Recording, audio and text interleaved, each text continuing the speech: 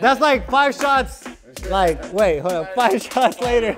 On this episode of 3 Shots, 3 Questions, we're looking back at the best moments of 2018.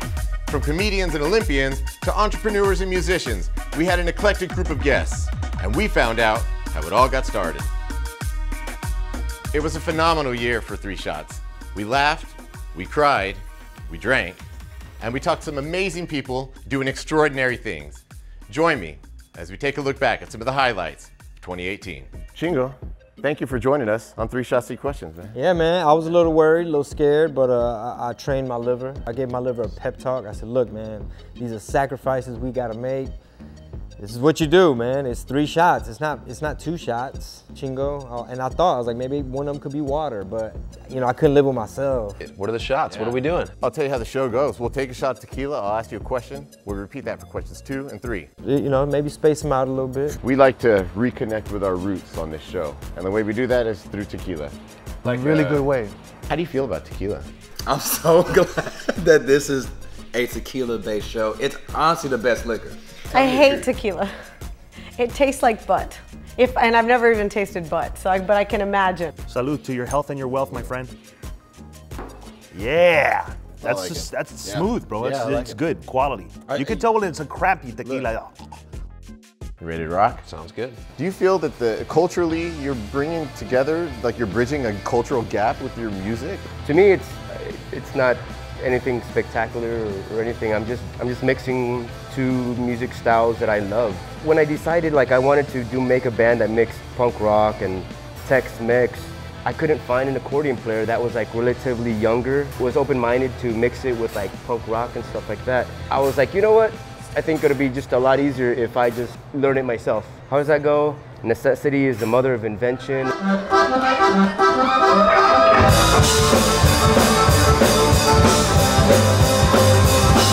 How does the crowd receive you when they first hear your music and in a place maybe you've never been? It depends of the hour and how much liquor people take, you know? Oh wait, we need to take the 3rd shot. You almost got out of it. Salud. Salud, memory. My life improved after I got Birkenstocks. It's a fucking fact. I mean, look at me. I got Birkenstocks.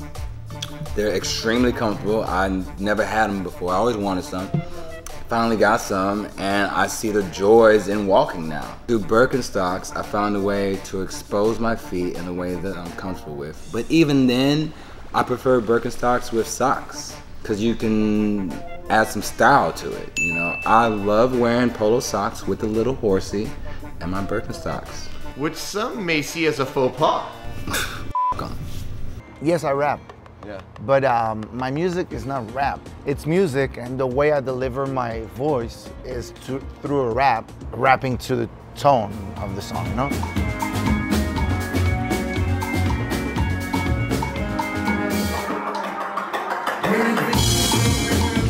Most of the people are dancing, but if you just want to stay there and listen to the music as a fan of music, you'll have enough to just stay and listen, because there's a lot of things happening. And I think rap-wise, if you're a fan of rap, you stay there and you're like, word. It's show night. You've already warmed up your vocals. Yep. What is your routine? It's time for some high energy warm-ups. Let's go. Okay, Let's what go. are we doing? We're running.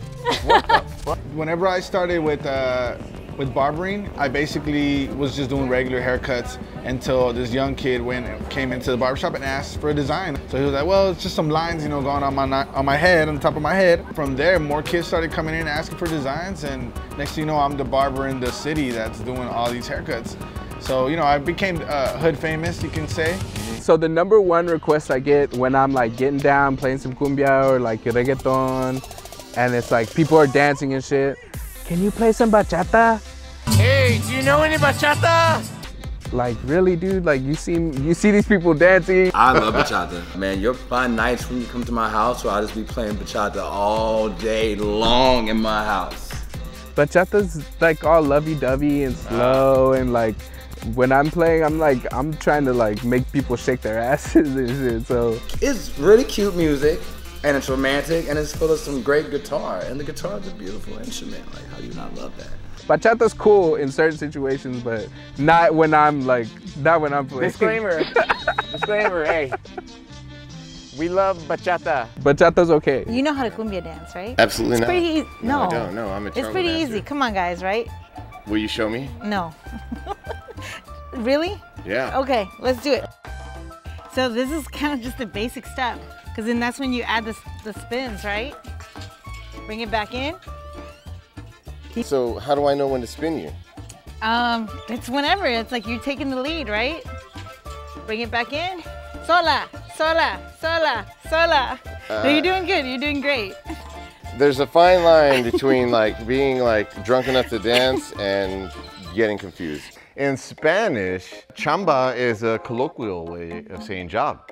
Yeah. But according to UrbanDictionary.com, it means marijuana. Yeah.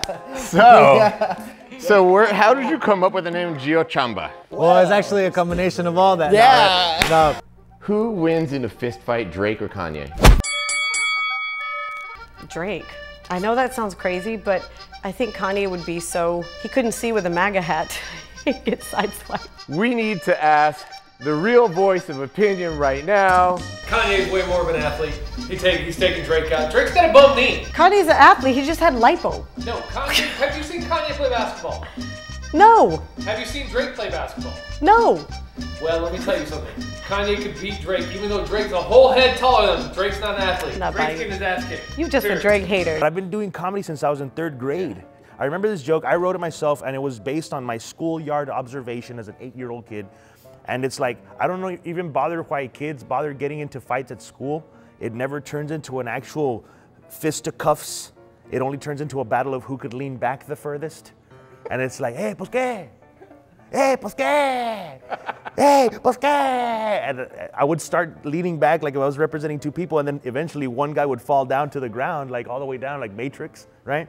And then it'd be like, oh, that guy won. He leaned back the furthest, but he broke his back. Ah! We're all about laughing on 3 shots. But every now and then we get those inspirational stories, the ones that get you right in the feels. Let's take a look. When did you realize that you wanted to be in a rock band? I mean, I think that moment was just Eric coming up with some guitar parts and just saying like, hey, sing over this. And I did. And I realized like, okay, like I could do this. There's a part of me that wants to do this, and as soon as that like first drum fill came in, I like kind of transformed that nervous energy into something else, and I just started to like just shake. But it felt really good, and I had never felt that before.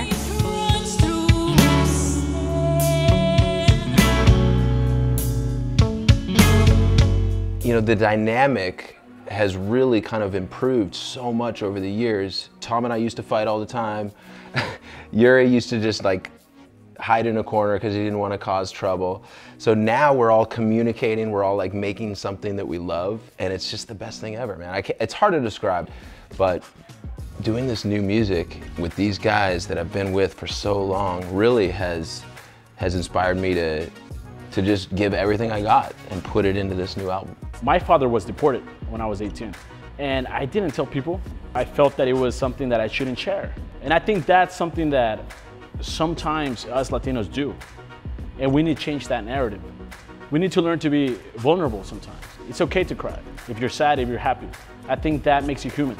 It's who you are, in the flesh, in the bones. One day I got a call from my dad telling me that he will not make it home that night, or any other night, but that I should still be living the American dream. And that's what I did. My dad is a music producer, A.B. Quintanilla, the 3rd brother to Selena Quintanilla, Tejano superstar, like the queen. It's a lot sometimes, but I just go with it. Like, that's what I'm here for, I feel like, because it started with my aunt. I just feel like she never got the chance to like get to her greatest level. So like, I just feel like I need to carry on the music in her honor, you know, like, because she never got to. We're with Svani Quintanilla, AKA Príncipe Q, carrying the cumbia torch, man. If we're looking at Chicano studies, Mexican-American history, music has always been at the forefront. The corrido, for instance, has been called one of the first forms of Mexican-American literature. So you can't really talk about Mexican-American studies, history, scholarship without bringing the music in there. The corridos were a way for early Mexican populations in the U.S. when this particular region became the United States. It once was Mexico, but it was a time that the corrido was really prominent in terms of getting the message out from one to another. It was a way that stories could be told, warnings, look out, the Texas Rangers are out there and they're hanging Mexicans. So it was one of the first forms of an education as well as a communication during those times of occupation, U.S. occupation of Mexico. Still an instrumental part of the way that Mexican Americans today communicate. Les voy a acompañar. Mi acordeón. Voy a echarnos una polquita margarita. ¿Listo?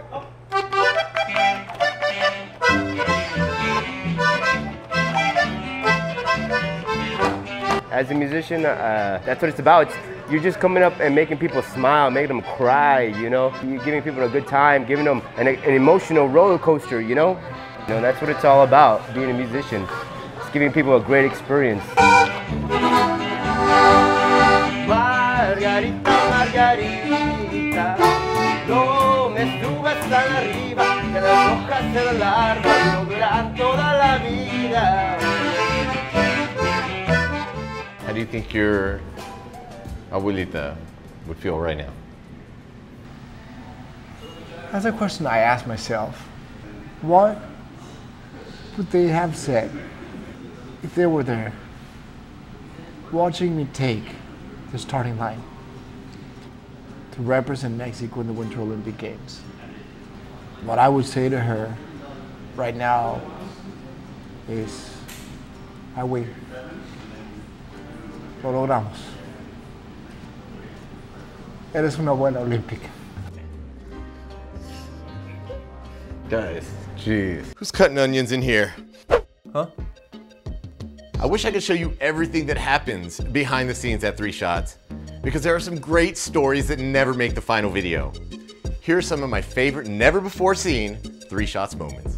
So the most shots of tequila I've ever taken on stage is 14. Eagle Pass, they send me a shot on stage, but tequila I can handle like a champion, bro. But at the end of the night, at the very end of the night, someone sent me a fucking fireball shot and fucked it all up. They don't work well in the stomach. At all, bro, at all. The 14 Mexican dudes are like, hey. That cinnamon stuff, ugh, ugh, ugh. But the show went on. I'm a pro. All right, let's get down to it. Man, El Dusty, man, he's been such a believer in me and in the show, and man, he's a great human being. How you know he ain't alien? He might.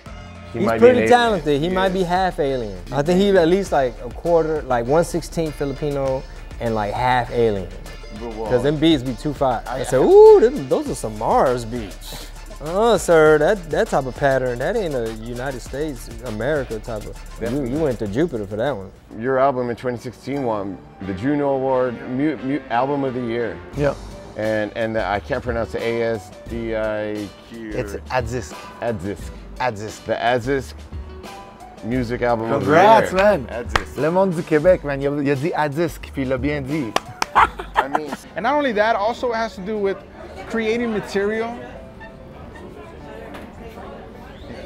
Oh, it's because they're on a tour. They're about to head up. Okay, so we do it again? Damn, dude, I can't believe that, dude. It's like,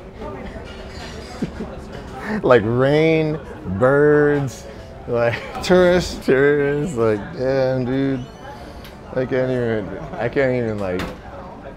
Oh yeah. Selfie. Ah, damn. Whatever you want to do, man. I'll do an acapella here for y'all to capture, and let's take some photos on the patio. Yeah. I gotta be out. Yeah. Cool. Let me know when y'all are ready, and I'll do something from the new album. Okay. Cool. I am rolling. On you, whenever you're ready. Cool. I'm a little faded, can we get the opener to wait a minute? Tequila, I can feel it in me. Need Tony, Grammy, and an Emmy or Oscar, cause I'm acting up often. Eating black beans in Austin with the whites day and night, A&E. Got a doc on me from A to Z, whole shebang, cradle to the grave. I do my thing, you don't do a thing. I see you shook and smell the doodle stains. As 2018 comes to an end, I want to thank each and every one of you for tuning in and let you know that next year is going to be even better. So make sure you subscribe on YouTube and subscribe to the 3 Shots podcast where you can listen to full-length interviews of your favorite 3 Shots guests. Until next year, salute.